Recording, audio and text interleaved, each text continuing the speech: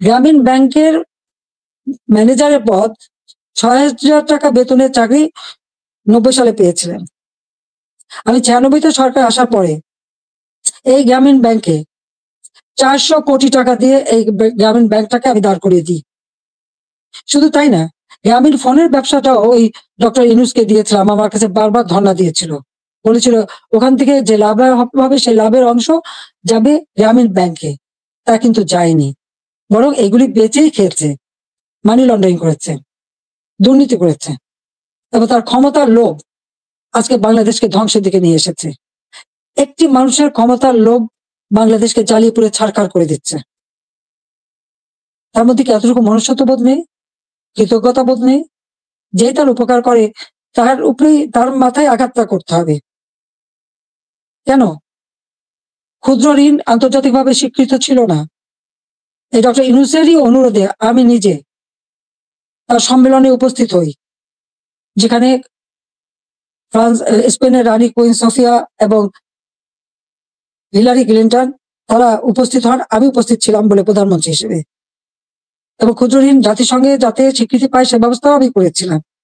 কিন্তু কত বড় বেইমান মুনাফিক যে তার ক্ষমতা লোভ এমন পর্যায়ে চলে গেল যে সে আমাকে আর রেহানাকে হত্যা করার পর্যন্ত পরিকল্পনা করলো, এবং তার বক্তৃতায় তিনি ধরা পড়ে গেছেন।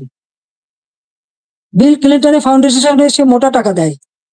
আমাদের দেশে কোনো দুর্যোগ দুর্বিপাকে কোনোদিন মানুষকে এক পয়সা সাহায্য করেনি, কিন্তু সেখানে তিনি মোটা টাকা দিয়েছিলেন। আপনারা দেখেছেন গত সেপ্টেম্বর মাসে জাতিসংঘ যখন যায়, সেখানে বিল ক্লিন্টন ফাউন্ডেশনে দাঁড়িয়ে ইউনূস সাহেব কি বক্তৃতা দিলেন?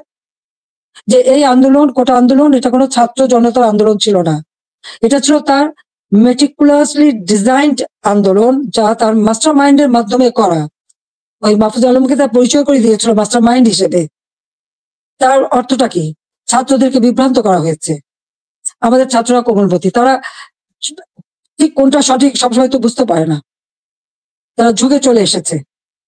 আবার আরেকজন সমন্বয়ক বলল কি, গণভবন আক্রমণের আগে বেশি ছাত্র পায়নি, তাই ফলস আইডি কার্ড করে ভুয়া ছাত্র বানিয়ে নিয়ে এসেছিল। তার মানে এদের উদ্দেশ্যটা কি ছিল? আমি আজকে জাতির কাছে এটা জানতে চাই, এবং জাতির কাছে আমি বলবো, 15ই আগস্ট আমরা 2 বোন বেঁচে গিয়েছিলাম, এটাই কি আমাদের অপরাধ? বাবা মা ভাই সব হারিয়েছিলাম, সব হারিয়েও সেই শোক ব্যথা বুকে নিয়েও ফিরে এসেছি বাংলাদেশের মানুষের কাছে। কেন? আমি দেখেছি একটার পর একটা কূপ হচ্ছে, মুক্তিযোদ্ধাদের হত্যা করা হচ্ছে, গণতান্ত্রিক অধিকার নেই, পেটে ভাত নেই, প্রতিনিয়ত দুর্ভিক্ষ, চারিদিকে হাহাকার। যে বাংলাদেশ জাতিপিতা স্বাধীন করেছিলেন, দুঃখী মানুষের মুখে হাসি ফুটাবেন, মানুষের ক্ষুধার অন্ন যোগাবেন, সকল মৌলিক অধিকার নিশ্চিত করবেন, সেই বাংলাদেশে প্রতিনিয়ত এই ক্ষমতার লড়াই, একটা অশান্ত পরিবেশ। বাংলাদেশের মানুষের আর্থসামাজিক উন্নয়ন করবার জন্যই আমি এসেছিলাম, এবং আমি তা করেছি। কই, আমরা নিজের জন্য তো কিছু করিনি। আমাদের ছেলে মেয়ে, 5টা ছেলে মেয়ে, রানার আমার, তারা চাকরি করেছে, পড়েছে, লেখাপড়া শিখেছে, অক্সফোর্ড, হার্ভার্ড, এলএসসি অথবা লন্ডন স্কুল, বিভিন্ন জায়গা থেকে তারা ডিগ্রি পেয়েছে, তারা নিজেদের যোগ্যতায় ডিগ্রি নিয়েছে। তাদের জন্য তো আমি কিছু করিনি। তারা নিজেরা লেখাপড়া শিখে নিজের পায়ে দাঁড়িয়েছে। আমি তাদের একটা কথাই আমরা 2 বোন বলেছি আমাদের ছেলে মেয়েদেরকে, যে তোমাদের জন্য কোনো সম্পদ রেখে যেতে পারবো না, তোমাদের শিক্ষাটাই হবে তোমাদের একমাত্র সম্পদ। এবং তারা তাই করেছে, সেভাবেই তারা লেখাপড়া শিখে সেইভাবেই জীবনযাপন করে। আমি তো আমার নিজের জন্য কিছু করতে চাইনি। একমাত্র 32 নম্বর বাড়িটা, সেটাও তো আমি জনগণকে দান করে দিয়েছি আমরা 2 বোন। হ্যাঁ, জাতির পিতা পরিবারের নিরাপত্তা দেওয়ার জন্য একটা আইন করা হয়েছিল, সেই সূত্রে একটা বাড়ি রেহানাকে থাকতে দেওয়া হয়েছিল। আর আমার স্বামী, তিনিও চাকরিজীবী নিউক্লিয়ার সায়েন্টিস্ট ছিলেন, তার একটা বাড়ি 5 নম্বরে, যেটা জয়পুতুলের। আজকে সেই বাড়িও পুড়িয়ে দেওয়া হয়েছে, রেহানার বাড়িও লুট করা হয়েছে। আর গণভবন তো সরকারি, সেটা ভাঙা চোরা লুটপাট 2 হাতে লুট করা হয়েছে। এমনকি ডক্টর ইউনূস নিজেই ওখানে চলে গেছেন তার সমন্বয়কদের সাথে নিয়ে, উপদেষ্টাদের সাথে নিয়ে, তিনিও বোধহয় লুটপাট করতে গিয়েছিলেন। আর 32 নম্বর, এটা তো আমরা কোনো ব্যক্তিগতভাবে ব্যবহার করিনি। মিউজিয়াম, সারা বিশ্বের অনেক বড় বড় নেতারা এসেছেন, রাষ্ট্রপ্রধান এসেছেন, সরকার প্রধান এসেছেন, ওই বাড়ি ভিজিট করেছেন।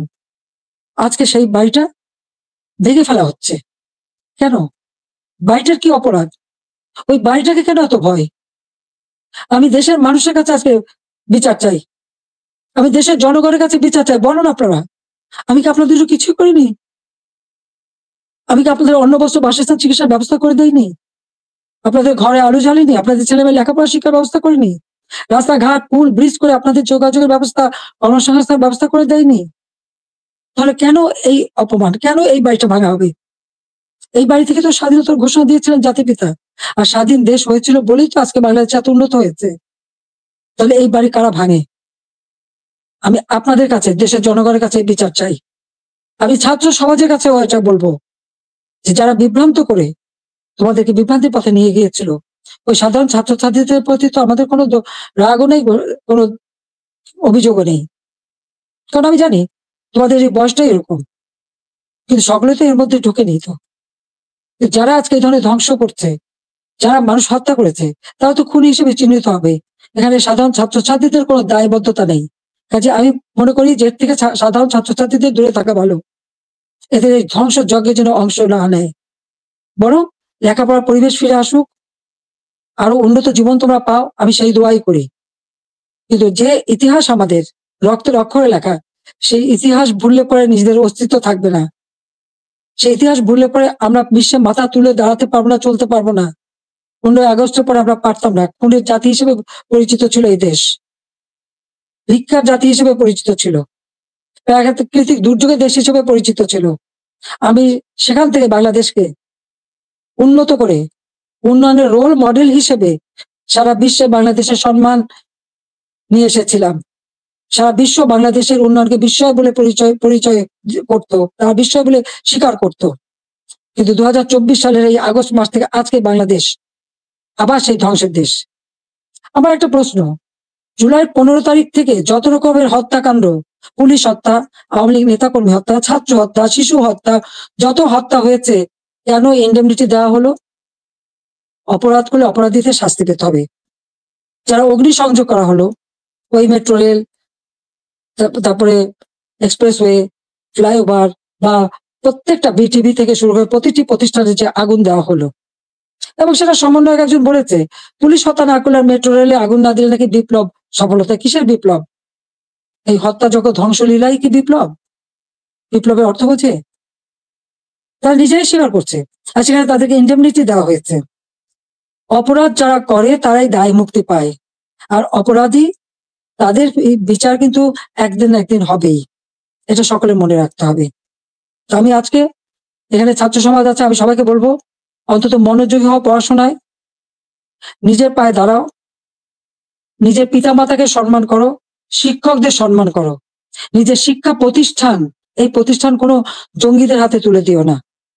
এই শিক্ষার অনেক কষ্ট করেই আমরা শিক্ষার পরিবেশ এনেছিলাম, যেখানে প্রতিদিন বোমাবাজি আর অস্ত্রের ঝনঝনানি ছিল, সেখান থেকে মুক্ত করে চমৎকার পরিবেশ করে দিয়েছিলাম, কোনো সেশন জট ছিল না।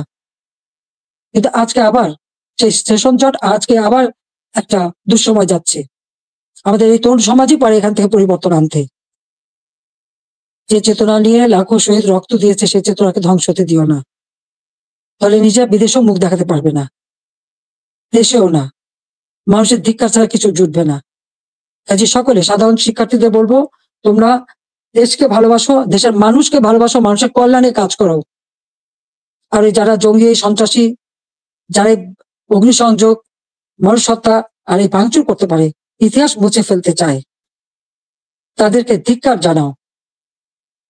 আজকে আবার আমি এখান থেকে বিদায় নেবো। তার আগে আমি এটুকুই বলবো, দেশের মানুষের কাছেই আমার জিজ্ঞাসা যে যারা মানুষ হত্যা করে, যারা ধ্বংসযজ্ঞ চালায়, তারা ফ্যাসিবাদী, না যারা মানুষের কল্যাণ করে, অন্ন বস্ত্র বাসস্থানের ব্যবস্থা করে, ঘরে ঘরে আলো জ্বালে, দেশের মানুষকে উন্নত জীবন দেয়, তারা ফ্যাসিবাদী, কারা স্বৈরাচার? এটা দেশের জনগণই বিচার করবেন। আমি তো আপনাদের কল্যাণে কাজ করেছি, দেশের মানুষের কল্যাণে কাজ করেছি। নিজের দিকে তো তাকাইনি, নিজের কি আছে না আছে সে তো দেখিনি। শুধু আপনাদের কল্যাণের জন্যই সবটুকু উজাড় করে দিয়ে দিন রাত পরিশ্রম করে মাত্র 15 বছরের মধ্যে বাংলাদেশকে উন্নত দেশ করেছি, উন্নয়নশীল দেশের মর্যাদা এনে দিয়েছি। যা বিশ্বে বাংলাদেশের মর্যাদা অর্জন করেছিল, আজকে সব ধ্বংস হয়ে গেছে। তবে আমি এটুকু আশাবাদী, হ্যাঁ, আমাদের যে স্মৃতিটুকু নিয়ে 2 বোন বেঁচে ছিলাম, আজকে সেই স্মৃতিটুকু ভেঙে ফেলা হচ্ছে। এর আগে আগুন দিয়ে পুড়িয়েছে, আজকে তা ভেঙে ফেলা হচ্ছে। হ্যাঁ, একটা দালান ভেঙে ফেলতে পারে, ইতিহাস মুছতে পারবে না। একবার ভাঙলে আবার আমরা করতে পারবো। এই বাংলাদেশ আবার মাথা তুলে দাঁড়াবে। বাংলাদেশের মানুষ আবার বিশ্ব দরবারে মাথা উঁচু করে দাঁড়াবে। আল্লাহ যখন বাঁচিয়ে রেখেছেন, তো নিশ্চয়ই আমার কিছু কাজ বাকি আছে, সেটুকু করার জন্য আল্লাহ বাঁচিয়ে রেখেছেন। নইলে বারবার কেন মৃত্যুর হাত থেকে বেঁচে আসবো? মানুষের দোয়া, উপরে আল্লাহ রাব্বুল আলামিন ওই গ্রেনেড হামলা, গুলি, বোমা সব জায়গা থেকে তো আমাকে রক্ষা করে নিয়ে এসেছেন। এবারেও তো সেই একই অবস্থা। এবার তো একটাই লক্ষ্য ছিল, তার মেটিকুলাস ডিজাইনই ছিল ইউনূস সাহেবের আমাকে 2 বোনকে হত্যা করা। তারপরেও কিভাবে আল্লাহ আমাদেরকে রক্ষা করেছেন। কাজেই আবার বাংলাদেশ ফিরে আসবে, মুক্তিযুদ্ধের চেতনা গড়ে উঠবে। শহীদের রক্ত কখনো বৃথা যেতে পারে না, এটাই আমার কথা। আমি ছাত্রলীগকে ব্যান করেছে, ছাত্রকে ব্যান করার কোনো অধিকার নেই। কারণ ইউনূস সাহেবের ক্ষমতা দখল সম্পূর্ণ অবৈধ, অসাংবিধানিক। অস্ত্র অর্থের জোরে মানুষ খুন করে, মানুষের লাশের উপর পাড়া দিয়ে সে ক্ষমতা এসেছে। এভাবে অন্যায় করে যারা ক্ষমতা আসে, এই ক্ষমতা কিছুদিন ভোগ করতে পারে, কারণ নিজে ট্যাক্স দেবে না, মানুষের উপর ট্যাক্সের বোঝা চাপাবে, ভ্যাট বসাবে, জনগণের ভাত দিতে পারবে না, পুলিশের পোশাক বদলায়, পাকিস্তানিদের পোশাকের সাথে মিলিয়ে পোশাক পরায়। কৃষক চাষ করতে পারে না, সার পায় না, সেচ পায় না, শ্রমিক কাজ পায় না, শ্রমিকদের বেকার করে দেয়। অথচ নিজের অর্থ সম্পদ ঠিকই আছে এবং অর্থ পাচার করা অব্যাহত রেখে দিয়েছে। কাজে এই অন্যায় আল্লাহ রাব্বুল আলামিনও সইবে না। এবং বাংলাদেশের মানুষকেও বলবো, আপনারাও এই অন্যায়ের প্রতিবাদ করবেন, প্রতিরোধ গড়ে তুলবেন। বাংলাদেশকে এভাবে ধ্বংস হতে দেবেন না। আমি আছি আপনাদের পাশে। আমি যত দূরেই থাকি না কেন, আমার মন আপনাদের সাথে আছে, আর আপনারা আমার মনের ভিতরে আছেন। বাংলার জনগণকে নিয়ে তো সব শোক ভুলেছিলাম, বাংলাদেশের মানুষকেই তো একটা নিজের পরিবার হিসেবে আমি নিয়েছিলাম। আর সেইভাবে নিজের ছেলে মেয়েকে স্নেহ বঞ্চিত করেছি, কিন্তু আপনাদের জন্য দিন রাত পরিশ্রম করেছি। কাজে আমি আপনাদের কাছে বিচার চাই, আর আপনাদের সহযোগিতা চাই, যে এই ধ্বংসযজ্ঞ থেকে যেন বাংলাদেশ মুক্তি পায়, এই দমবন্ধ করা পরিবেশ থেকে যেন বাংলাদেশের মানুষ মুক্তি পায়, বাংলাদেশের মানুষ যেন জীবনের নিরাপত্তা পায়, শান্তিতে চলতে পারে, সেটাই আমাদের কামনা, সেটাই আমরা চাই। কাজে আজকে যারা এই ধরনের দুর্বৃত্ত পরায়ণ করছে, এই দুর্বৃত্ত পরায়ণদের হাত থেকে, এই দুর্বৃত্তদের হাত থেকে দেশকে রক্ষা করতে হবে। তার জন্য সকলকে ঘুরে দাঁড়াতে হবে, প্রতিরোধ গড়ে তুলতে হবে। আসুন সকলে মিলে আবার আমরা আমাদের দেশকে মুক্তিযুদ্ধের চেতনায় গড়ে তুলি। ইনশাআল্লাহ 2041 সালের মধ্যে বাংলাদেশ ক্ষুধামুক্ত, দারিদ্র্যমুক্ত, উন্নত, সমৃদ্ধ, স্মার্ট বাংলাদেশ হিসেবে গড়ে উঠবে, এবং সেটা আমরা করতে পারবো ইনশাআল্লাহ। জয় বাংলা, জয় বঙ্গবন্ধু, বাংলাদেশ চিরজীবী হোক। ছাত্রলীগকে ধন্যবাদ আজকে এই সুযোগটা করে দেওয়ার জন্য। তোমরা ভালো থাকো, তোমাদের দোয়া করি। সেই সাথে সাথে সকল ছাত্র সমাজ, তাদের জন্য আমার দোয়া, আশীর্বাদ রইল। সবাইকে আবার বলবো, মনোযোগ দিয়ে লেখাপড়া শেখো,